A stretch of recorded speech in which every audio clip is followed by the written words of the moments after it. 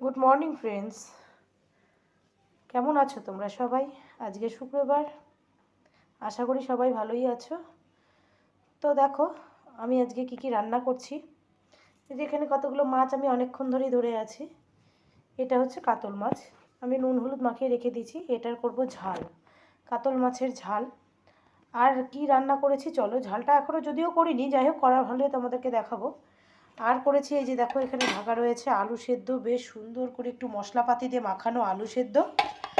আর রয়েছে এখানে পাতলা করে মুসুরির ডাল। আর এখানে কড়াইয়ের মধ্যে লতির চচ্চড়ি। দেখো খাবারের আইটেমগুলো কেমন লাগলো বলো তো। দেখো লতিটা হচ্ছে, সেদ্ধ হয়নি এখনো। আর কিছুই আজকে রান্না করব না, এইটুকুই রান্না। আর চলো তোমাদেরকে একটা ইন্টারেস্টিং জিনিস দেখাচ্ছি। এই দেখো, ইন্টারেস্টিং জিনিসটা হলো এটাই, কাতল মাছ।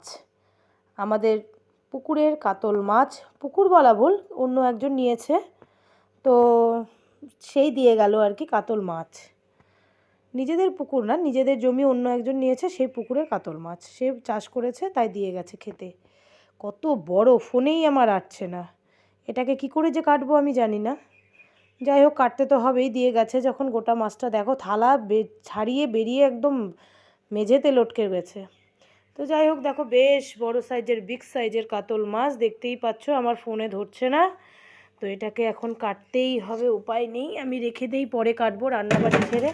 তো চলো আপাতত রান্নাগুলো আমি কমপ্লিট করে নিই, তারপরে তোমাদেরকে আমি দেখাচ্ছি।